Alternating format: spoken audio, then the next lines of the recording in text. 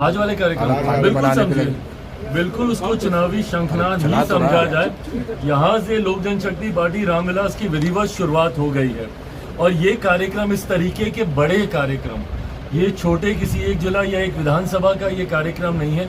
हम लोगों ने अलग अलग बिहार के क्षेत्रों में कुछ जिलों का समूह बनाकर हम लोग इस तरीके की बड़ी सभाएं आने वाले दिनों में 8-10 ऐसी बड़ी सभाएं अलग अलग आयोजित होंगी। आज शाहबाद का क्षेत्र हम लोगों ने चुना है, जिसमें वहाँ के 3-4 जिले मिलाकर आरा, बक्सर, आपका कैमूर, रोहतास, इन तमाम जिलों को मिलाकर, जिसका कुछ हिस्सा औरंगाबाद का भी उसमें हम लोगों ने जोड़ा है। बाकी जब गया वाला करेंगे तो बाकी 3 विधानसभा औरंगाबाद की हम लोग उस गया वाले क्षेत्र के कार्यक्रम में हम लोग जोड़ेंगे।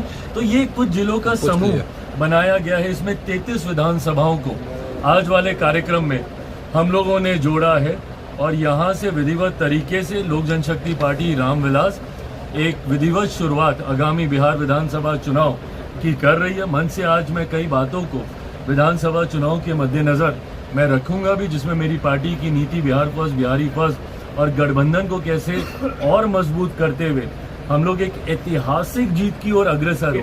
इस बार छोटी जीत से हम लोग संतुष्ट नहीं होने वाले, वो तो हो ही रही है, पर इस बार लक्ष्य है कि ऑल टाइम हाई पर हम लोग जाएं, 225 से ज्यादा एनडीए सीटें जीतकर इस बार सरकार बनाए। इस लक्ष्य के साथ हम लोग बढ़ रहे हैं। ये मैं बता दूंगा कि मुझे कितनी सीट चाहिए इस बार, इसीलिए मैं ये गठबंधन के भीतर पहले बताऊंगा।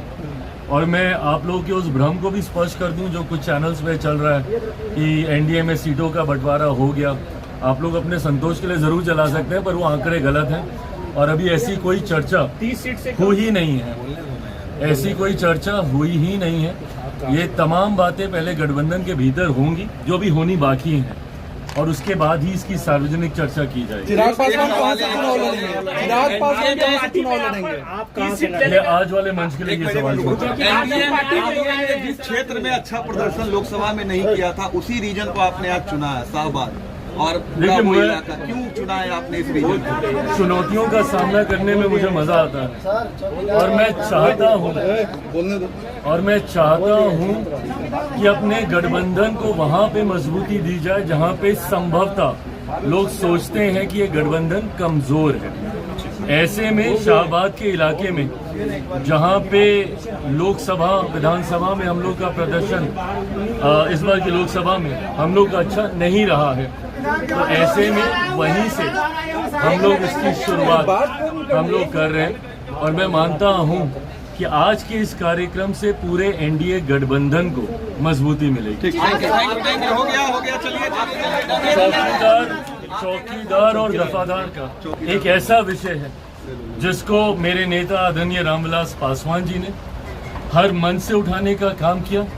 2014 में मुख्यमंत्री नीतीश कुमार जी के साथ मिलकर हम लोगों ने 15 में हम लोगों ने वापस एक ऐसी व्यवस्था हम लोगों ने बनाई, जब हम लोग एनडीए का हिस्सा हम लोग बने, जिसमें कि इस बात को सुनिश्चित किया गया कि ये व्यवसाय जिससे लंबे समय से खास तौर पे पासवान समुदाय के लोग इसके साथ जुड़े रहे हैं, पीढ़ी दर पीढ़ी जुड़े रहे हैं, ये व्यवस्था इसी तरीके से सुचारू रूप से कायम रहे। बीच में जरूर किसी एक न्यायालय के निर्देश की वजह से इसको लेकर थोड़ी सी एक संचय की परिस्थिति उत्पन्न हुई और उसके बाद किसी एक जिले में, अरवल जिले से इसकी शुरुआत हुई थी, वहाँ के कलेक्टर ने इसको लेकर कोई एक नोटिफिकेशन निकाला था, जिसको लेकर मेरी खुद की मुलाकात मुख्यमंत्री नीतीश कुमार जी से इस विषय को लेकर 2 बार हो चुकी है। तीसरी बार भी पीछे जब मैं उनसे मिलने गया था, उस वक्त भी इस बात को मैंने उनके समक्ष रखा था और उनसे यह आग्रह किया था कि यह व्यवस्था जैसी चल रही है इसको यथास्थिति में वैसे ही इसको रखा जाए, जहां पे इस व्यवसाय से जुड़े हुए पीढ़ी दर पीढ़ी जो लोग हैं, खासतौर पे जिसमें पासवान समुदाय के लोग हैं, उनको ये व्यवस्था वैसी ही बनी रहे जैसी ये थी इससे पहले। मुख्यमंत्री जी की तरफ से मुझे विश्वास मिला है और मैं ये विश्वास दिलाता हूँ, ये एक ऐसा विषय है जो मेरे नेता आदरणीय रामविलास पासवान जी के, मेरी पार्टी के और मुझसे व्यक्तिगत तौर से ये जुड़ा हुआ है। और मैं विश्वास दिलाता हूं कि इस व्यवस्था को जैसे था ये वैसे ही चलेगी, इसमें कोई तरीके का बदलाव हम लोग को स्वीकार नहीं होगा।